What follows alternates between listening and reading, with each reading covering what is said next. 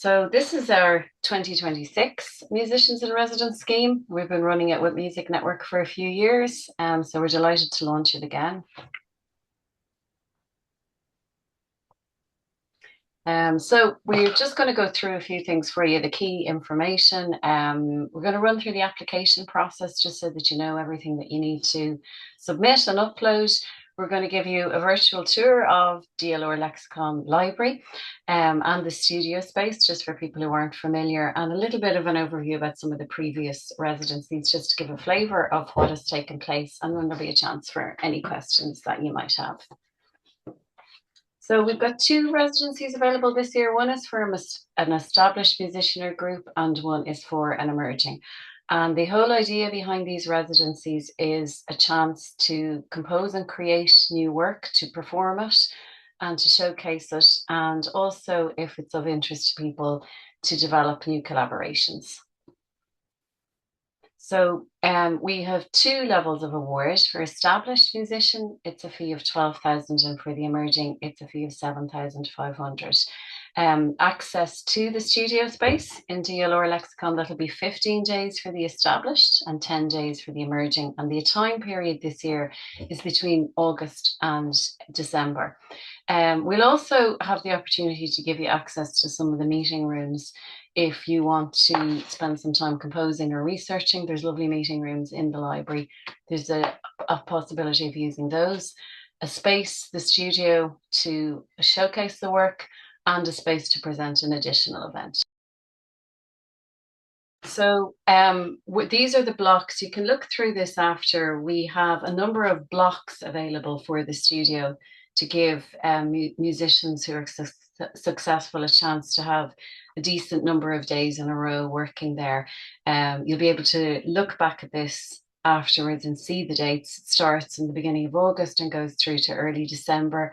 We're open to full or half days, but these are the periods that we have the studio available for. And now I'm going to just hand over to Deirdre, and she's going to talk through the application process. Thanks, Ciara. So it's a very simple application process. We use the platform Submittable for the online application forms. So if you log on to musicnetwork.ie or the Arts Office website, dlrcoco.ie, you'll find a link to access the Submittable platform. So simply sign up with your user profile, and then you can look at what's required in terms of the application form, and you can complete your application in stages. So you can save a draft, as often as you like. When you're ready to submit, once you've submitted, just to make sure that you receive a confirmation email. If you haven't received the confirmation email, there might have been a technical glitch, internet gone down or something, you might not have realized it. So if that's the case and you don't have a confirmation email, do get in touch with us at operations@musicnetwork.ie and let us know, and we'll do our best to help you resolve any issues. Of course, we cannot accept applications after the deadline, so we would encourage you to, apply well in advance if you can of Thursday, the 12th of February, just to make sure we've time to support you if there's any technical issues. So moving on to what you need to upload. So you'll be asked to answer various questions on the form, but there are specific elements or content that you'll be asked to upload. So the first of these is a document explaining the ideas and activities that you want to focus on during your residency. And what that really means is it's a chance for you to outline what you want to do, I suppose the inspiration behind your idea. And, this might be the creation of new work. It might be a new collaboration. It could be a combination of both. And this is where you outline what you want to do, what the end result, I suppose, if you like, what you want to achieve by the time you get to the end of your residency, what your final concert might look like. I think, it'll be very helpful if you can share in this outline how you get from the start point of your residency to, for example, if you want to showcase 4 new songs, for example, in your final concert, map out how you're going to do this during your residency period so that there's a kind of a clear plan in place, and we can see how you're going to achieve, the goals that you've outlined. And that can be useful for your own planning as well. What days you're going to maybe spend composing, what days rehearsing. Will you have collaborators involved when you meet them when they'll be rehearsing with you, preparing for the final performance? Will you have mentors, people who might offer some guidance along the way? So all of that goes into that document there, and it's a chance to really share what you want to do. You'll also be asked to upload your CV, and that's, I suppose, a chance to highlight your track record as a musician. We mentioned potential collaborators or mentors, for example, that you might mention in the original initial document there. So you'd include biographies for any of these. A couple of paragraphs about each of these musicians or composers or mentors would be ideal. You also have an opportunity to upload 2 samples of your work. And so I suppose we'd say maybe recent samples are always beneficial. Try and have them that they're relevant to, I suppose, your idea. For example, if in your proposal you're proposing to perform new songs, maybe on guitar and voice, so try and include a sample of yourself performing in that capacity. That would be ideal. You can upload files like MP3 files through the application form, or you could also upload links, for example, to YouTube videos or SoundCloud files. But just be careful that any links you upload that you outline, for example, in a Word document, that they are fully accessible. And if not, just include the password so that the panel can access the work that you're sharing with us. Then just a couple of more things you'll be asked to upload: a 1-minute video telling us about the proposed program. So this is just a chance to summarize in your own words what you have really outlined in that more detailed document. It doesn't have to be, professional video, just something videoed on your phone is perfectly fine. And then moving on to a detailed project budget. So you'll see in the guidelines that there are a number of things that are covered that you won't have to include in your budget, but the majority of things you do need to account for in your project budget. So just bear that in mind when you're putting the budget together. A really important thing to think about is fair remuneration for artists. So make sure that everyone who is involved in your project is receiving a fair fee for their contribution. And, think about the scale of your project when you're looking at that element. And, if you can't afford, for example, to have a 10-piece band, scale it back to what is affordable to make sure that everyone is appropriately paid for the work and the contribution they make to your project. And then finally, you're asked to upload 2 letters of recommendation. And that's really, that could be from, fellow collaborators, other professional musicians. It could be from former teachers, from mentors. It's really someone who can recommend your work as an artist.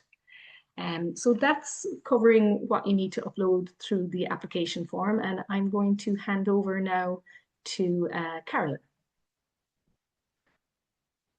Hi everyone, I'm just going to take you through a virtual tour of DLR Lexicon for anyone who hasn't been here before. So as you can see here, this is the main entrance at the pond, and just walking towards the main, which we call level 3, which is kind of the sitting room area of Lexicon. It's a busy, kind of noisy floor, lots going on. The security desk is here, so that's where you'd collect your swipe and let people know you're coming in and out of the studio. And as you walk down through level 3, you'll see that there's a sign going straight down to the studio. You can either take a lift here or there's a staircase down, and you enter via the cafe. So this is the cafe here as you're going through. And then into the studio itself here.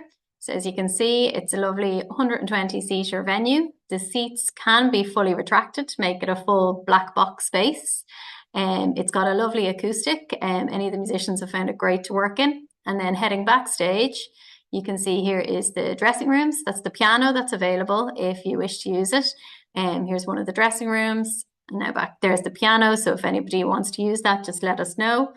And then in backstage area here, so the entrance that you might come in if you're bringing equipment brings you straight out to the car park. So you can park right beside the studio there and in through these doors to access the studio space. And then this is upstairs towards the sound box. And you can see the view looking down onto the stage here. And yeah, and then you can see here our sound and lighting desk are here. The lights are all on a preset. And there's the sound desk. Kieran will talk a little bit more now in a moment about all the equipment that's available in the space. It is, here's the house lights. The space doesn't come with a technical manager, so that is just something you need to factor in as you're making your application there. And then back down the stairs into the main space.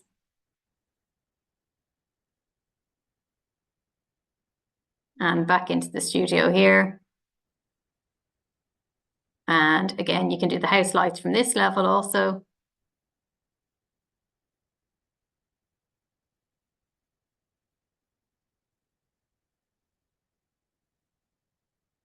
And there you go.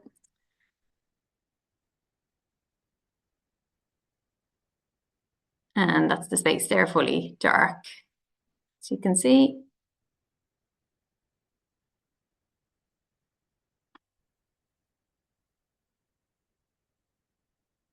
And then these are the meeting rooms, which Ciara mentioned, that are upstairs. If you wish to book these in addition to your studio days, that's fine. They work very well for quiet work, meetings, and quiet composition. And this here is level 4 in. So we have had performance on this level in this area here, looking out to the sea. This is part of the children's library, but works very well for more informal, casual performances. This is level 5, which is the designated quiet area in the library, but all the meeting rooms are there. And then this space here is coming into our gallery, our municipal gallery, which is on level 3. And that we have had concerts in there as well before, so that can work quite nicely for, again, a different kind of style of concert there.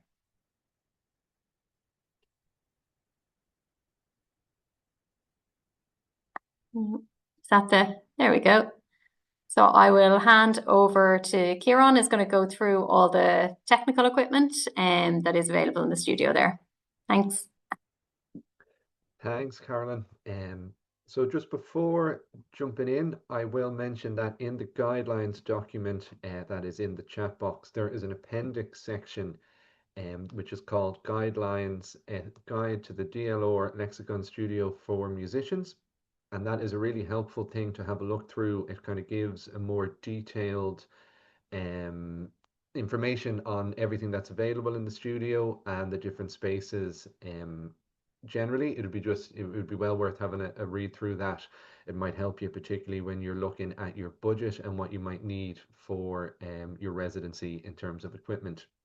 So there are a number of items available in the studio downstairs. You'll see there is the mixing console, which you've seen on the video. There are a number of microphones and stands and a couple of other items there that are available to you. But I think the best way really to think of the space is kind of as an empty space, particularly in terms of your performance. There is no PA system or engineer kind of in situ. There are 2 speakers that are hung from the ceiling, but they're not really suitable for a music performance. So you would need to bring in a PA system and someone to operate, and that would need to be included in your budget document and the cost accounted for there. You would be welcome to use the mixing console that's there, of course, but sometimes an engineer might prefer to bring in all of their own equipment, or if you have your own equipment, you could of course bring that in as well and have someone there to operate it. So it is just something definitely that you'll need to consider for your budget. There is also a upright piano which is available that can be used during your development period or for the performance. But one thing, if you did want to use that piano, is the cost of tuning would need to be in your budget as well, because it's not tuned all the time, or it wouldn't be tuned specifically for the performance. So that would be something you would need to arrange and include a cost for. And then there is also a projector which can be used. It's hung from the ceiling, so that's something that people have used before, kind of incorporating into their performances. So that is another thing that's available there at the studio.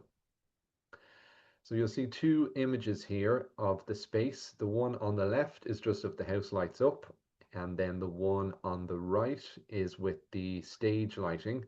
So the lights are all rigged to the ceiling and they're kind of fixed. They can't really, the focus and spot positions can't really be changed, but there are a number of fixed settings that you can use on the lighting desk in the technical booth, and that can be operated from up there. But just in terms of lighting, there are, there's quite a number of colored lights, white light, to cover most sort of requirements, but just, yeah, in terms of movement of them, they're kind of fixed and in place.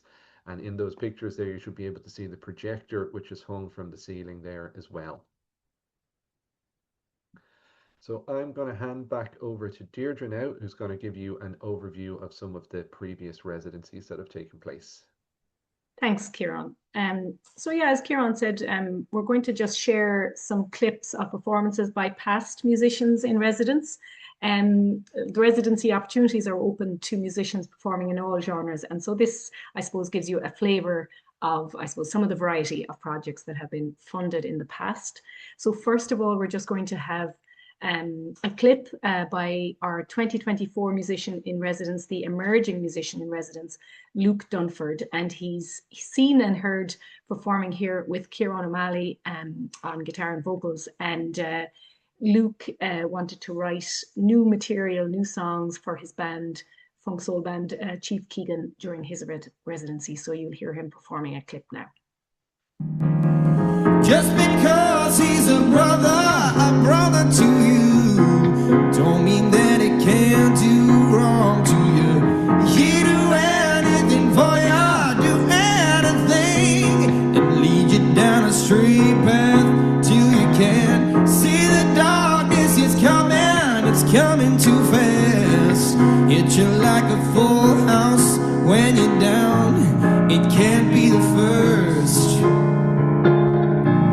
It won't be the last, it's dirty dealings.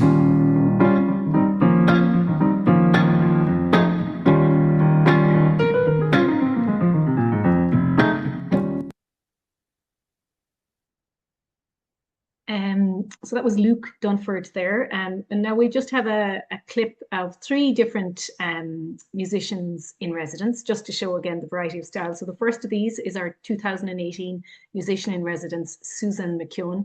And Susan did a lot of research in the lexicon library itself to, I suppose, find stories that would inspire her to compose new songs. So you're going to hear a clip of one of these songs at the start of this video.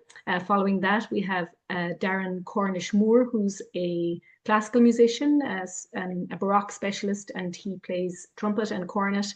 And you're going to hear him performing here.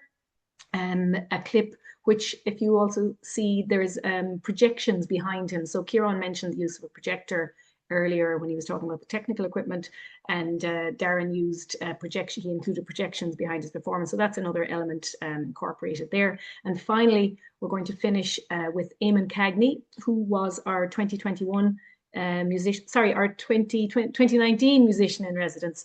And Eamon is a percussionist, but he also is a storyteller, and his project combined a performance of storytelling and interspersed with music interludes. And here you're going to hear him perform some of the music he included in his final performance. So here we go with the clip. First up, Susan McKeown. I believe in the holiness of the heart's affections, and though I threw off the old man of the sea of Rome, what the human mind can be, natural curiosity. Perhaps it was my Fenian blood that called me home.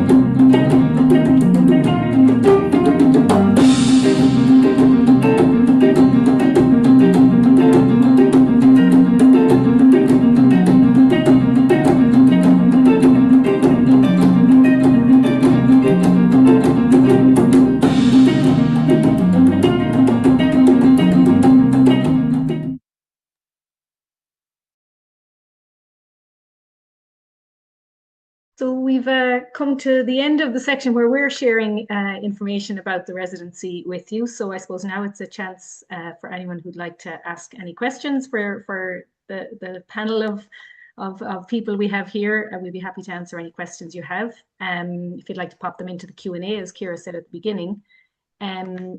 I might just read out the first question there for the panel. Trying to submit my application for the Dún Laoghaire-Rathdown County Council Musicians in Residence scheme. I'm encountering an issue. Whenever I click apply, I receive the message there was an error saving your form.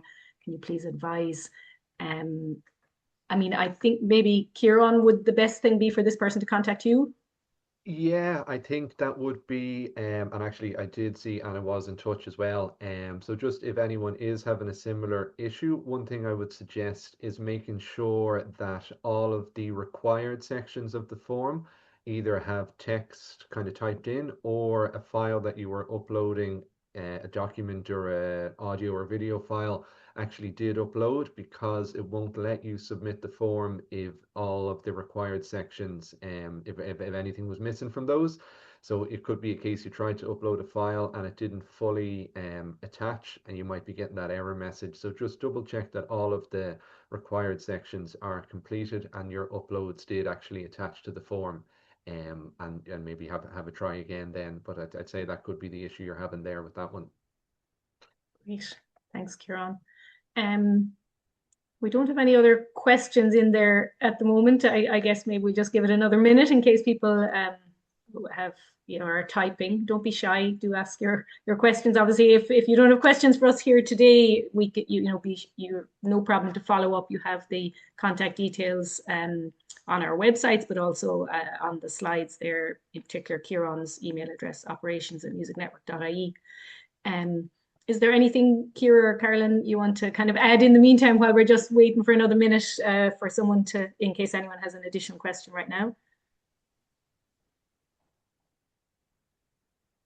Yeah, I suppose we've kind of covered, hopefully we've covered a lot in the session today. I mean, if there are no further questions here today, I mean, we're just really excited, aren't we, to see what proposals are sent in. It's always lovely to hear the great ideas people have, and how they're hoping to realize them, and so that's always an exciting time for us to receive the proposals. So we're yeah, hopefully with the guidelines and today have provided the information you need.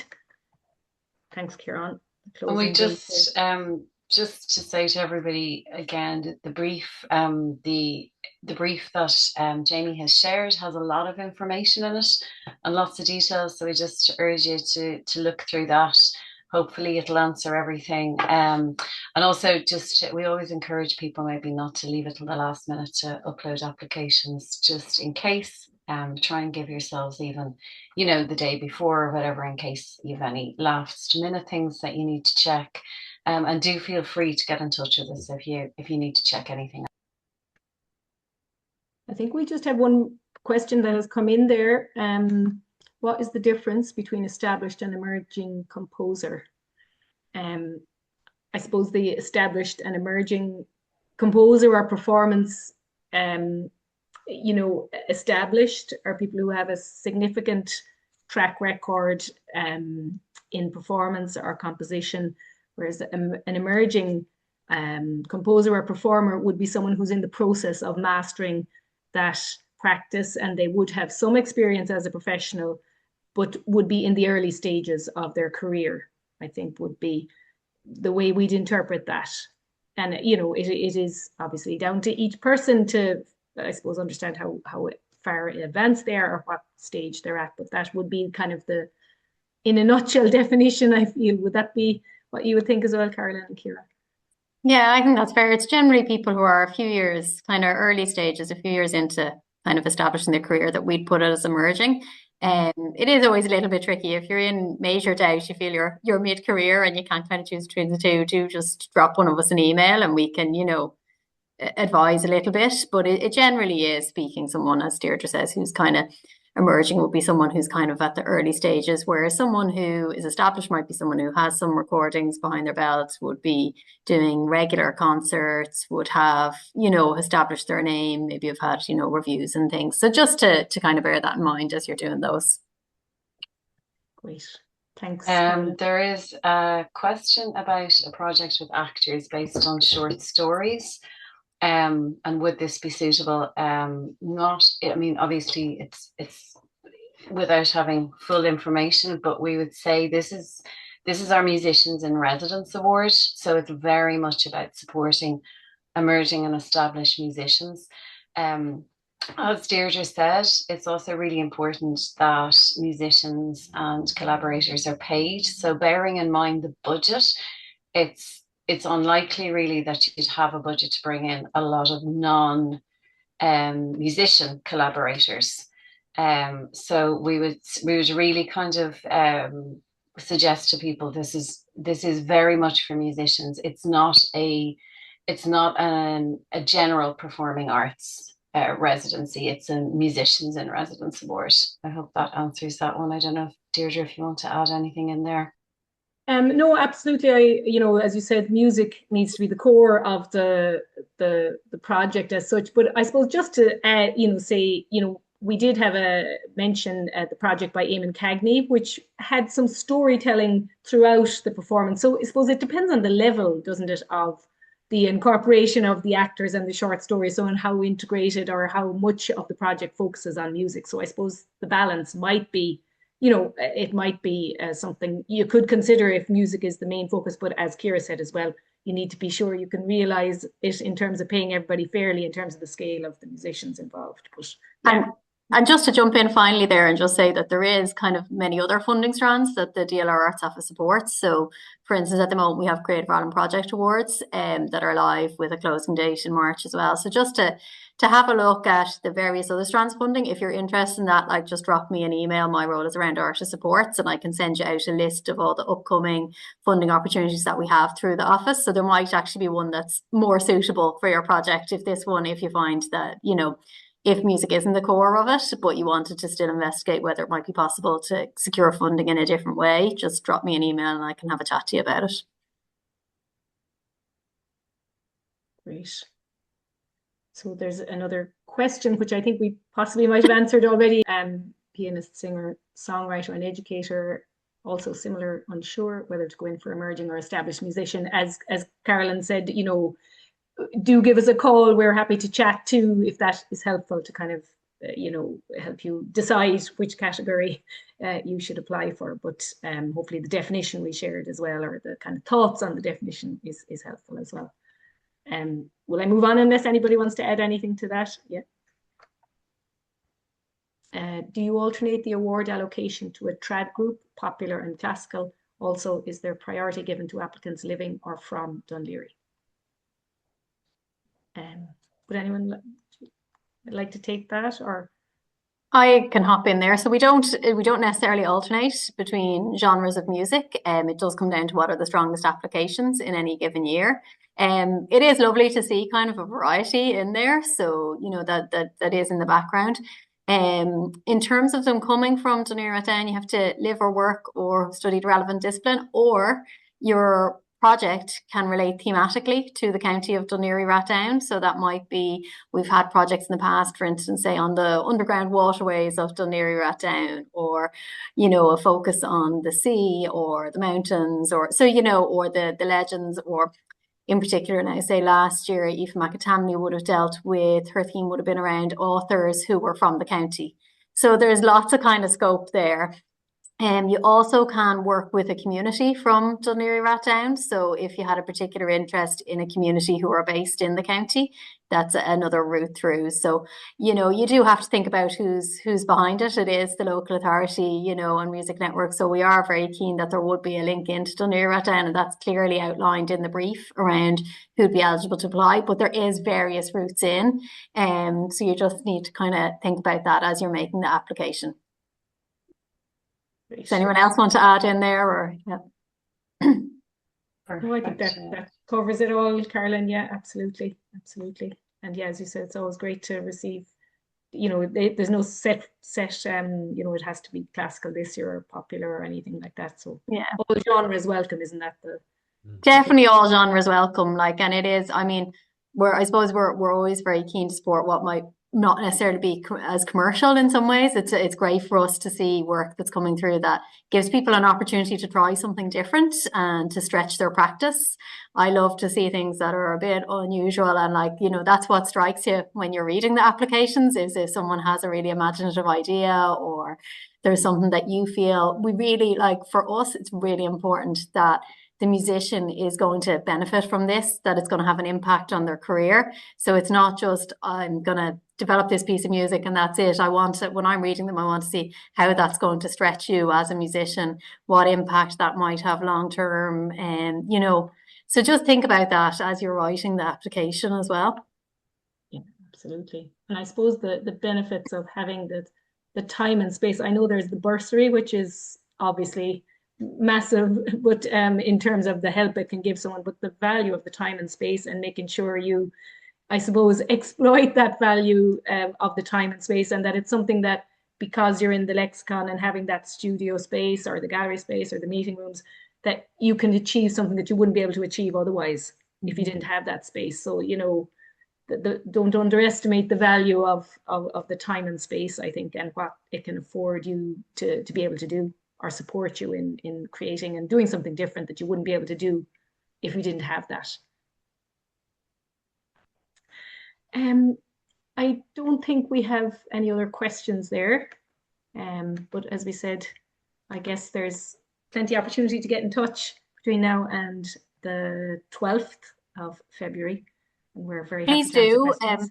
Yeah, just to say, you know, like I always come off these sessions and think of the 3 things I should have asked. So do email, but the one caveat being that we're all busy and in and out of meetings. So, you know, don't all rush in on your emails on the 11th and 12th, because we just won't have time to answer them. So make sure you give yourself plenty of time. As Ciara said, if you have questions, contact Music Network or ourselves well in advance so that we have time to give you a response. Yeah.